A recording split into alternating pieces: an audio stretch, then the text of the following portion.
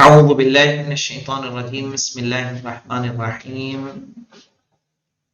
نقوش امامت میں آج ہم پڑھیں گے 10ویں امام امام علی نقی علیہ السلام کی زندگی اور ان کے نقش حیات۔ 10ویں امام وہ امام ہیں کہ جنہوں نے وکالت کو توسیع دی ہے۔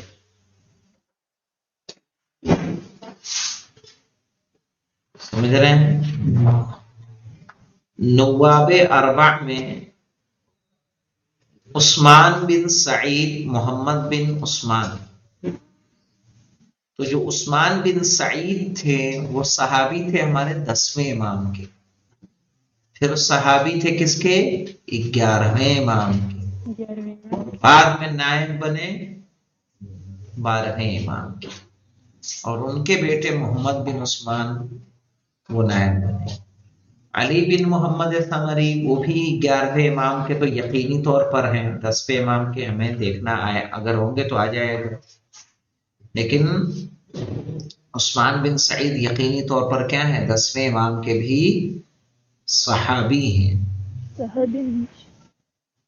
تو امام علی نقی علیہ السلام نے اپنی زندگی میں، آپ کی عمر بھی کوئی بہت زیادہ نہیں ہے لیکن پھر بھی اور باقی اماموں سے زیادہ ہے، تقریباً 40 یا 43 سال آپ کی عمر مبارک ہوتی ہے۔ آئیے دیکھتے ہیں کہ آپ کے مختصر حالات زندگی۔ شیعوں کے 10ویں امام حضرت علی نقی علیہ السلام 15 ذی الحجہ 212 ہجری میں مدینے کے اطراف میں سریہ نامی ایک مقام پر اس دنیا میں تشریف لائے۔ صحیح ہے؟ کب؟ 15 ذی الحجہ۔ میرے خیال سے ہم لوگ اس میں امام علی نقی علیہ السلام کی ولادت تو مناتے نہیں۔ میں جو دیکھ پا رہا ہوں 14 ستارے میں دیا ہوا ہے، آپ بتاریخ 5 رجب المرجب سن 214 ہجری، صحیح ہے، یوم سہ شنبہ بمقام مدینہ منورہ متولد ہوئے۔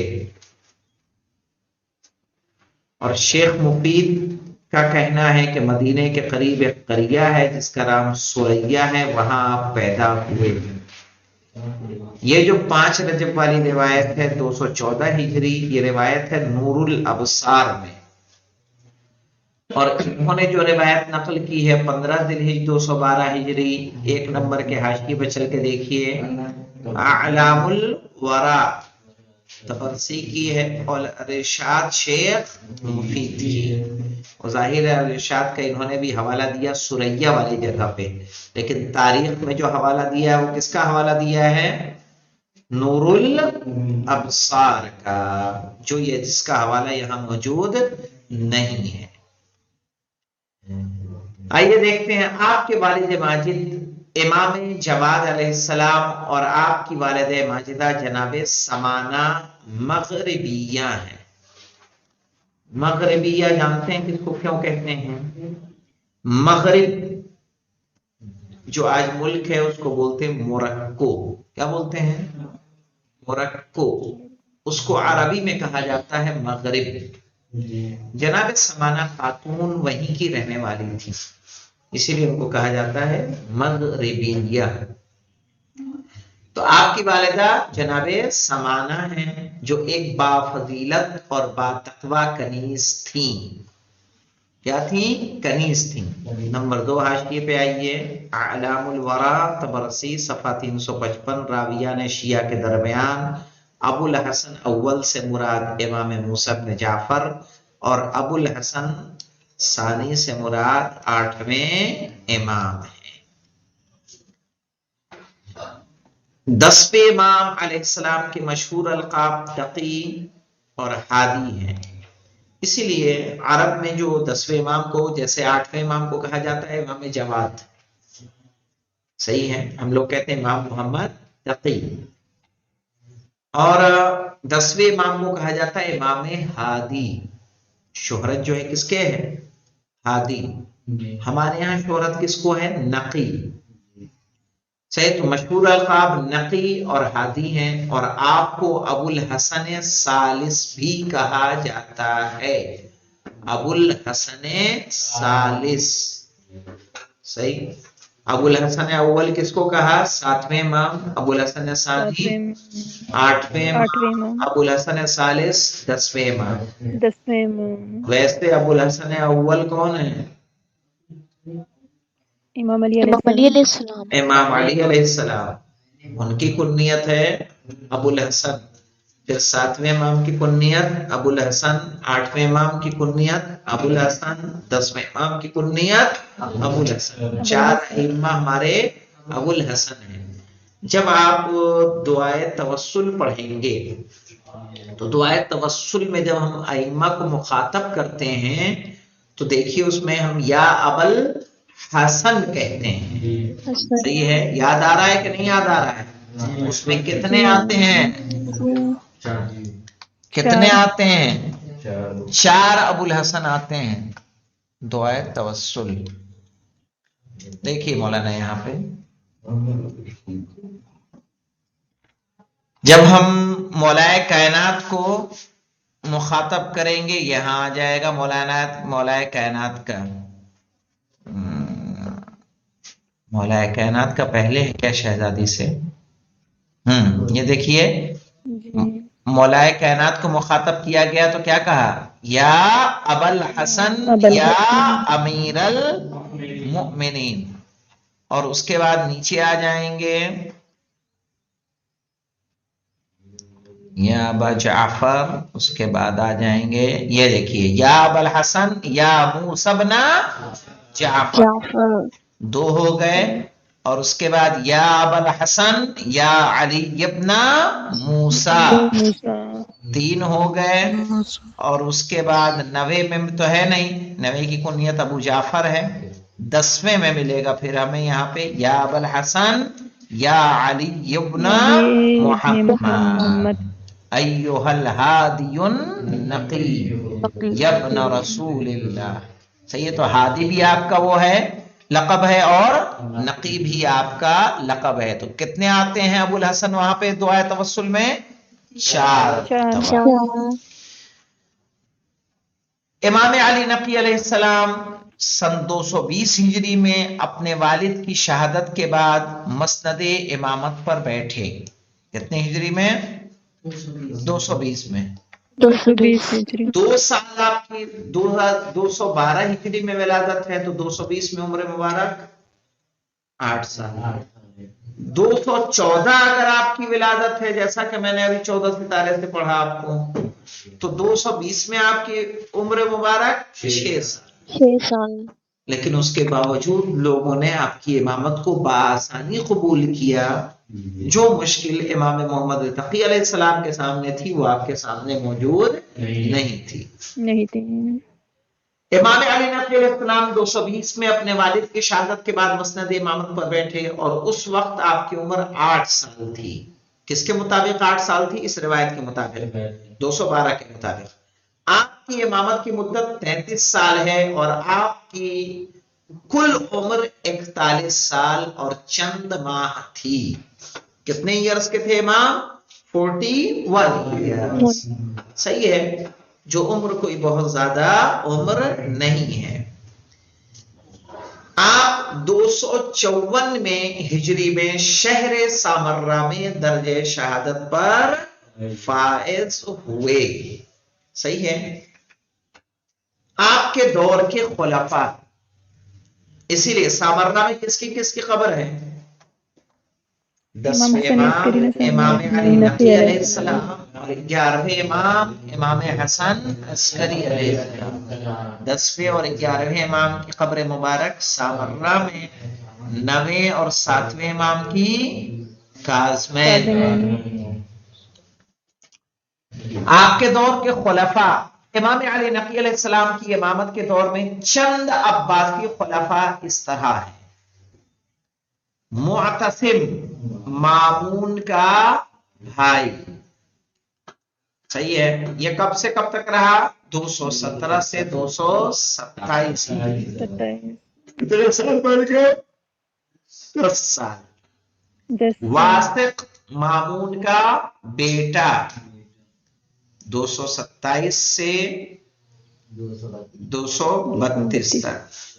मुतवक्किल वासिक का भाई, अब वासिक का भाई है तो ये भी मामून का बेटा हुआ कि नहीं हुआ? जी। ये 232 से 248। सही है। और मुंतसिर मुतवक्किल का बेटा, ये कितने दिन रहा? 6 माह। मुस्तईन मुंतसिर का चचेरा भाई 248 से 252। और मुअतज मुतवक्किल का बेटा 252 से 255। और इसी ने क्या किया था? इमाम को जहर दिया था, यानी मुतवक्किल के बेटे ने।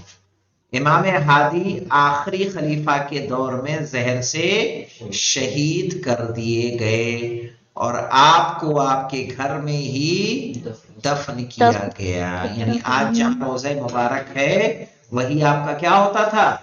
घर होता था।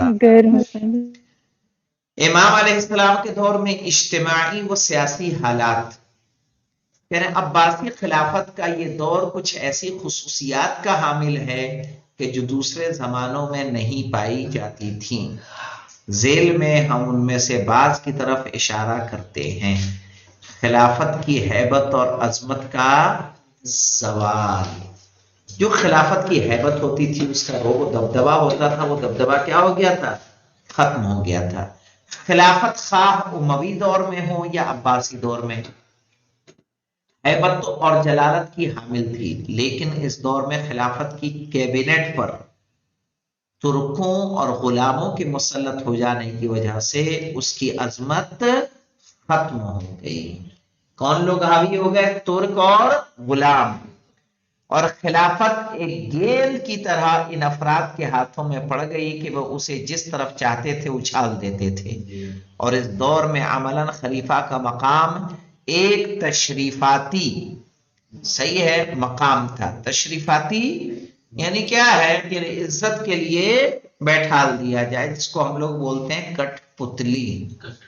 कठपुतली यानी दिखाने का चेहरा है लेकिन बैकग्राउंड में हुक्म किसी और का चल रहा है।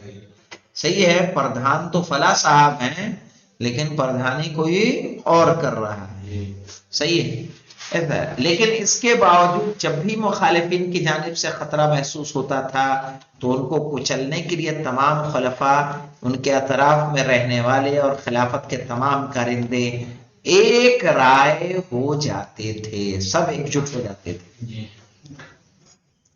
दरबारियों का ऐशो इशरत में पड़ जाना और हवाओ हवस का असीर हो जाना। देखिए मौलाना कि जब इंसान ख्वाहिशात का पाबंद हो जाता है तो उसकी अक्ल जायल हो जाती है। कह रहे हैं इस दौर में अब्बासी खुलफा इस खला की वजह से जो खिलाफत पर हुकूमत कर रहा था, रातों की बैठकों, शराब नोशियों और ऐशो इशरत में मशगूल हो गए और दरबार खिलाफत बुराइयों और गुनाहों में गर्क हो गया। तारीख के सफहात ने उनके अफसाने जैसी रातों की बैठकों के मुताल्लिक खबरों को अपने दामन में महफूज किया है।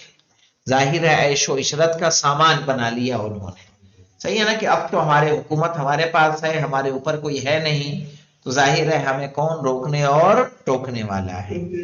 जुल्म सितम और खुदगर्जी में इजाफा, लोगों पर जुल्म सितम, बैतुल माल की बर्बादी और उसे अपने अय्याशियों और ऐशो इशरत की राह में खर्च करना इस कदर बढ़ गया था कि जो लोगों की जान होठों तक आ गई थी। यानी पता चला कि लोगों की जरूरतें नहीं पूरी हो रही हैं और वो अय्याशियों में पड़े हुए हैं। औलाद अली की तरफ से चलाई जाने वाली तहरीकों में इजाफा।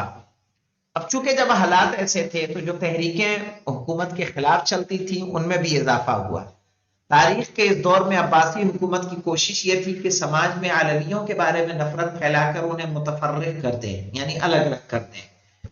उन्हें जब भी अलवियों की जानिब से किसी तहरीक का छोटा सा साया भी महसूस होता था, फौरन उसे बेरहमी से कुचलने का प्रोग्राम शुरू हो जाता था।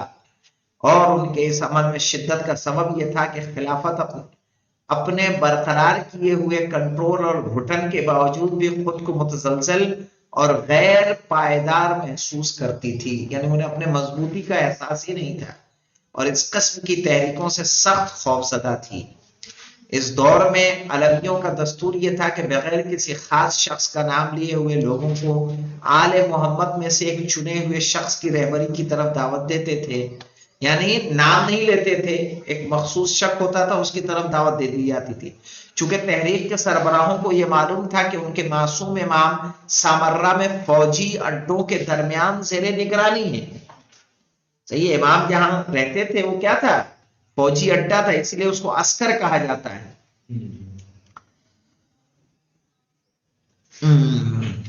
और किसी मुअय्यन शख्स की तरफ दावत देना उनकी मौत का सबब होगा। अगर कह दिया जाए फला लीडर है हमारा, तो जाहिर है उसकी मौत का सबब बन जाएगा कि नहीं बनेगा। इस दौर में इस्लामी समाज पर होने वाले जुल्म और सितम में इजाफा इन्हीं इनकलाबों और तहरीकों से जुड़ा हुआ था और फिशारो घुटन में कमी और ज्यादती से बराह रास्त ताल्लुक रखता था। बतौर नमूना मुंतसिर के दौर में कि जो एक हद तक खानदान नबूवत और इमामत से लगाव रखता था और उसके दौर में कोई भी शियों और अलवियों को तंग नहीं करता था, कोई क़याम नहीं हुआ। तारीख की किताबों ने सिर्फ 219 हिजरी से 270 हिजरी तक की मुद्दत में 18 क़याम जिक्र किए हैं और इन क़याम को आमतौर से शिकस्त का सामना करना पड़ा और अब्बासी हुकूमत की जानिब से सबके सब क्या कुचल दिए गए।